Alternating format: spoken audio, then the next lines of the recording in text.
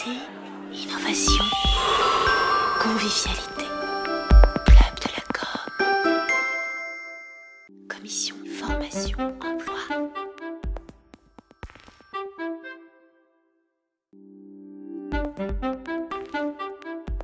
Directeur de la communication chez Veolia, ça consiste à la fois à un rôle de management avec une équipe de 6 personnes en l'occurrence me concernant, et ça nécessite de couvrir tous les aspects de la communication, de l'événementiel en passant par les éditions, le digital, mais également les relations presse et la communication de crise.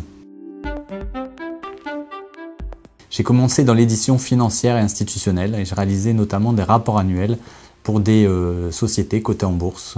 Et je travaillais dans une agence spécialisée du groupe Euro-RSCG. Après Euro-RSCG, j'ai été 3 ans dans une agence de communication lilloise et on a créé une filiale de cette agence à Paris où j'ai travaillé pour des sociétés qui étaient également cotées en bourse, mais où j'ai fait de la communication un peu plus largement. Et en 2000, je suis rentré comme responsable des éditions à la direction de la communication de Général des Eaux à Paris, avant en 2003 de devenir le directeur de la communication régionale de Veolia Eau. Et en 2011, j'ai pris la responsabilité de l'ensemble de la communication du groupe sur la région Sud-Ouest, qui est une grande région qui couvre Midi-Pyrénées, Aquitaine, Poitou-Charentes et le Limousin. Les 2 compétences principales vont être le management et la stratégie. Il y a ensuite des compétences complémentaires quand on travaille pour une société qui travaille dans les domaines de l'environnement et qui travaille tant pour des entreprises que pour des collectivités locales. Et l'autre compétence un peu transverse, mais qui est une compétence phare, c'est la communication de crise. Donc là, si je veux développer, on peut avoir des communications de crise liées à des catastrophes naturelles, quand il y a une tempête et qu'il n'y a plus d'eau potable sur un secteur, sur une ville. On peut avoir des communications de crise plutôt politiques, liées à des polémiques qui vont avoir lieu sur le choix de la gestion d'un service public par une collectivité locale. Et puis on peut avoir des communications de crise techniques, parce qu'il y a une panne ou parce qu'il y a un accident, et sans oublier des communications liées à la sécurité du personnel ou des tiers lors d'accidents, ce qui est extrêmement rare mais qui peut se produire. Une journée type, je n'en ai pas. Il y a des journées où je vais venir au bureau et passer une journée à travailler avec les équipes, à travailler sur des dossiers, à être constamment collé à mon téléphone. Mais il y a des journées où je vais partir à 4 ou 5 heures du matin pour traverser la région ou pour prendre l'avion pour aller dans des réunions à Paris.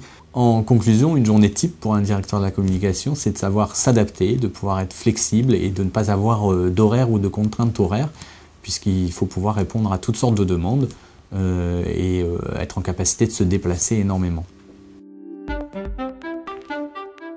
Une des qualités d'un directeur de la communication, c'est de rester humble et de ne pas se mettre sur le devant de la scène. On est là pour valoriser l'image de l'entreprise, pour valoriser les hommes de l'entreprise, donc ce n'est pas à nous d'aller sur le devant de la scène, même si on y est amené quelquefois. L'autre qualité, c'est la relation humaine, tant vers les équipes, alors sa propre équipe bien sûr, mais aussi les équipes d'exploitation sur le terrain, parce que quand vous les sollicitez pour des actions de communication, eux, ce n'est pas leur préoccupation première. Donc il faut savoir l'accompagner, il faut savoir les motiver et convaincre. Et puis une qualité relationnelle avec les clients de l'entreprise et avec les parties prenantes, que ce soit des associations de consommateurs, des journalistes ou des associations environnementales, ainsi que des élus, puisqu'on travaille également beaucoup avec des élus. Ça peut être lié soit à la fonction communication proprement, soit dans certaines entreprises comme Veolia par rapport à un statut et une échelle liée à la carrière, à l'ancienneté, à l'expérience, au niveau de diplôme. Donc c'est difficile à estimer, mais il y a des DIRCOM qui vont être extrêmement bien payés dans des grands groupes et il y en a qui seront dans des petites entreprises extrêmement mal payés ou sous-payés par rapport à la valeur de leur talent, mais ça correspondra à une réalité économique aussi de ces entreprises ou institutions. Alors je pense que directeur de la communication, c'est pas une fin en soi, que ça peut permettre de rebondir. Je pense qu'on est dans des métiers qui nécessitent d'être mobile. Je pense aux étudiants qui demain seront sur le marché du travail. Il faut au moins parler anglais. Il n'y a pas de réel conseil à donner, mais qu'il faut travailler avec de la conviction, avec de l'engagement, et que c'est la dynamique qu'on va donner à sa façon de faire, le fait de ne pas compter ses heures, le fait d'avoir des convictions, de croire en ce qu'on fait. Et je pense que c'est surtout sur des valeurs de savoir-être que l'on va pouvoir construire ce métier, en se basant bien sûr sur un socle de valeurs de savoir-faire qui va se baser sur la rigueur, sur le professionnalisme et sur un certain nombre de compétences que l'on aura pu acquérir sur les premières années de sa vie active. Je pense qu'il faut toujours apprendre, il faut toujours évoluer. On est dans des métiers, la communication, qui évoluent extrêmement vite et qui continueront d'évoluer très vite. Je dirais que ce ne sont pas des métiers qui nécessitent une transition, une transformation, une réforme, c'est des métiers qui la vivent tout le temps, la réforme.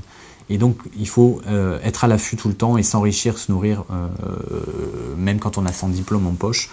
Derrière, il faut continuer d'apprendre. Et je pense que c'est un métier qui s'apprend, mais au jour le jour, et qu'on n'a jamais fini d'apprendre. Et on fait des rencontres extraordinaires, on a des enjeux et des challenges qui nous stimulent, qui nous font stresser, mais une bonne dose d'adrénaline, ça permet toujours de se dépasser, d'aller plus loin. Et c'est la satisfaction quand on fait un petit retour en arrière, de se dire, voilà, ça, je ne savais pas faire, je ne pensais pas savoir faire, mais j'y suis arrivé, et je suis allé plus loin, et aujourd'hui, je suis encore plus fort qu'hier.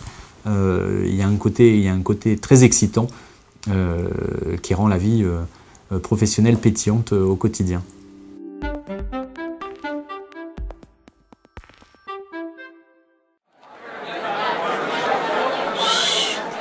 Créativité, innovation, convivialité.